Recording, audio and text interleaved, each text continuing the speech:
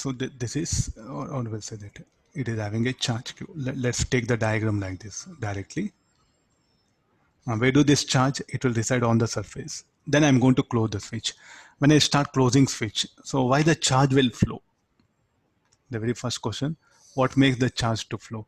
Because of potential difference. Because of potential difference. So at any instant of time, let Q be the charge here.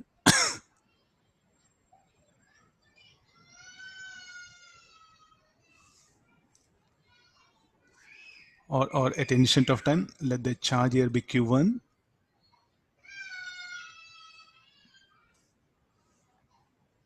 After closing switch. Switch is closed. This is t equal to 0, you take it.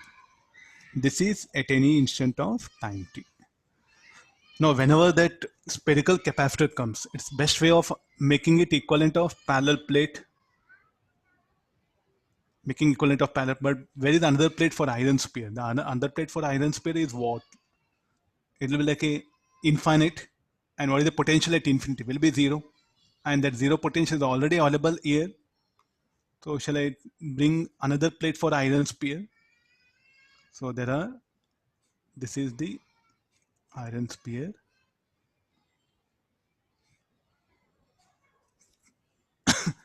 This is the easiest way of working out the problems related to capacitors of any shape comes. So you can bring this method.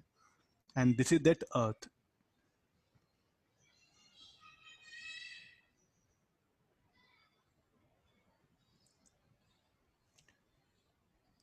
Here it will come. I think this is the resistor.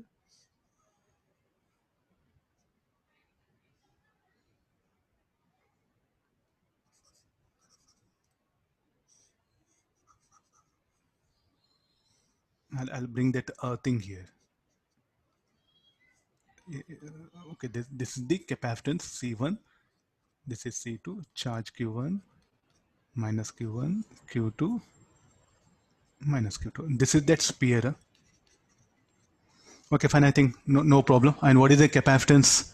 C1 equal to 4 pi F naught R, the capacitance. And C2 is what C already given. Now, what is our question that is asked? Is asking the heat generated in these two resistors. So shall I put, since the same current will flow, the same current I will flow. So therefore the heat generated will be same. The same current will flow. So heat generated will be same. Show that current I. So that will be easy for you that because of current flowing there will be heat generated. So he's asking that H1, H2 heat total heat generated again. Total heat dissipated. So what I do is I'll go for the capacitor concept here. So the charge here, what was the charge Q? Charge must be conserved, no? So Q equal to Q1 plus Q2. This is the one thing. Then they are in parallel. So Q1 by C1 equal to Q2 by C2. So I'll get expression for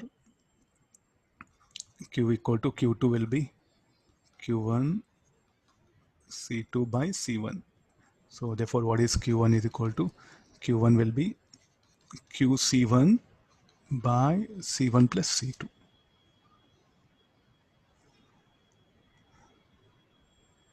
This is the thing. Okay, let's come for, if you want to substitute here only or later on you can bring it. Let me also bring Q2. So what should be the Q2 no? Q2 will be QC. C2 is C no? QC1 C1 plus C. So Q2 is equal to QC2 by C1 plus C2. So QC by C1 plus C. These are the charge at any time t. Let's take into the consideration of this one. Finally, what will happen? After long, finally you take this particular circle. Finally, what will happen? Will there be any charge left over in the capacitors? Sir, how did you write Q1 by C1 equal to Q2 by C2?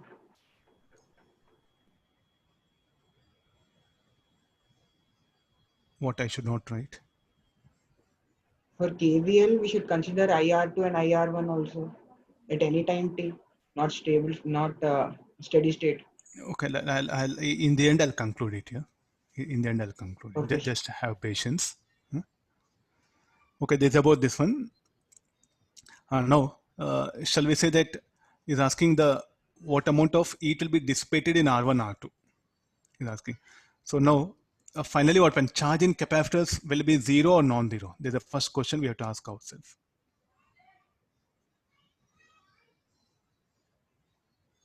Based on that, what when things will change? Finally, what amount of it will be dissipated means after I'll close switch, immediately charges will not settle here. It take time because of R1, R2 capacitance there. No, it's like a charging. This capacitor C1 will charge capacitor C2 through the resistors connecting resistors R1, R2.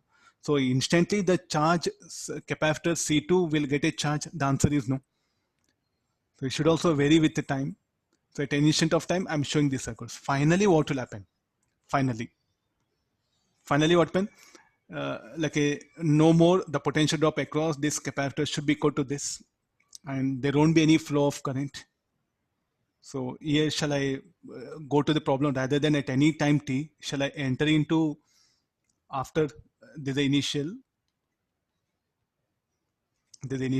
shall I directly go for final? Final means what happened after long time, because totally generated is telling. So after long time means will there be any flow of current? No, that one. If there is no flow of current, so leave this, take out this. So then what will happen to this Q1, Q2? Final charges. So this is it. You put it initial, this is a final. So don't take a risk of going for at any time t. Got it idea? So you can do this. It will stretch your problem.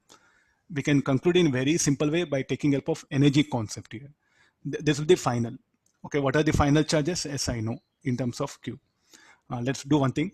Is there any heat generated? Yes, I'll take help of the basics of capacitor. Initial energy is equal to final energy of system plus heat. Is there any cell which will does work? Nothing. Is there any action agent who was doing work? Nothing. Nobody is there. This one. So what is initial energy of circuit? Q square by 2C1 or C1 you write it. This should be Q1 square by 2C1. Q2 square by 2C2 plus heat generated. Okay, now one more trouble. What is that? Is asking find the heat dissipated in individual resistors. How much across R1? How much across R2? What is H? H is total heat generated in the circuit. In the circuit means in R1, R2. But he asked individual. So how to do that? How much each resistor will take this amount of heat? Look at how these resistors are. I think I should get you back to again the diagram which I wrote. How the current, is it same current passing through them? The current I is same, no?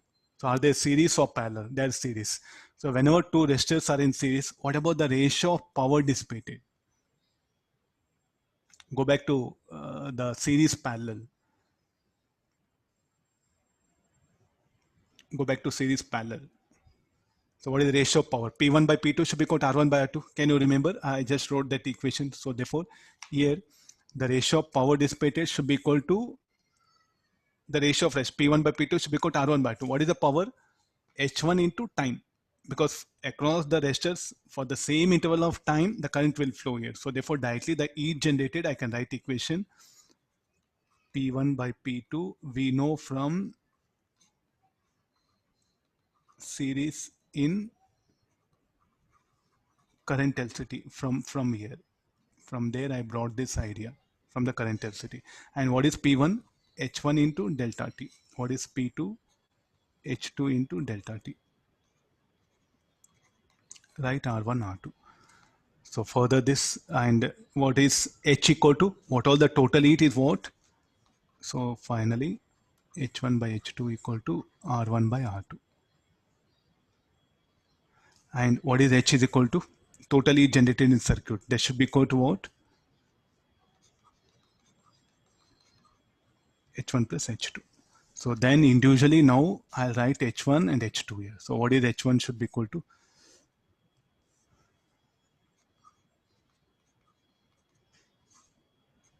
H2 should be equal to H1 R2 by R1.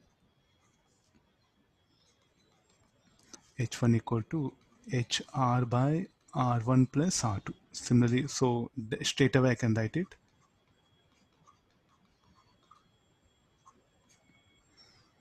No, what is H? H I'll calculate from here, all the things. So C1, C2 again, replace suitable with values, solving everything, we'll get H1 and H2.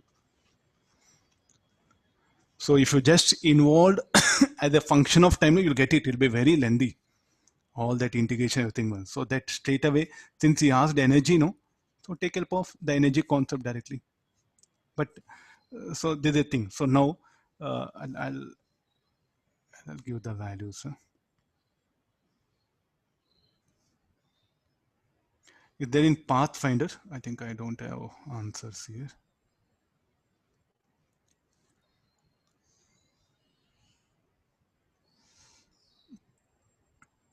I'll just wait. From Pathfinder I picked up, no, this question. I'll write down the answer. So it's a, if you want to calculate and verify. What is the basic idea now? So in capacitors, what will happen? In all the branches, the heat generated will be same when it is charging, discharging.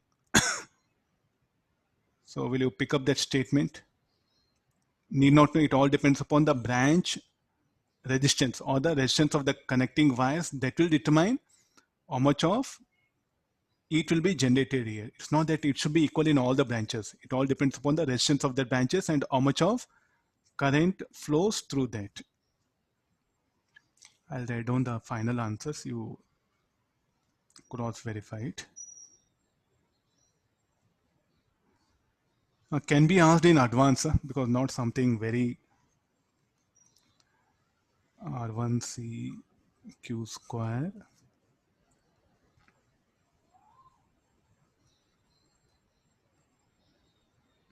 8 pi F naught R R1 plus R2 C plus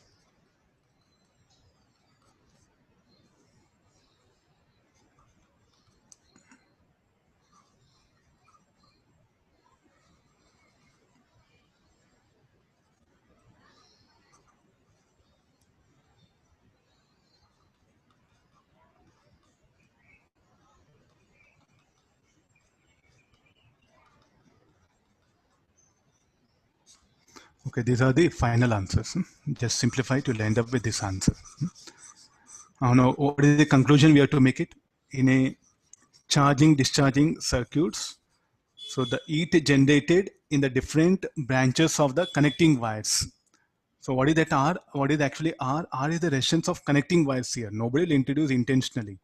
So, so what about the heat generated in this part and this part will not be equal. The heat generated will not be equal. It all depends upon how much resistance of this connecting wire and this connecting wire. Okay, just we are seeing the practical thing about the charging of capacitors. So will it charge immediately again here? One charged capacitor connected to another uncharged capacitor. Will it charge immediately? The answer is no. It will take time. Again, similar to RC circuit only. Okay, again in the Van de Graaff generator, when you join a wire from inner to outer shell, will charge will flow immediately? The answer is no. It all depends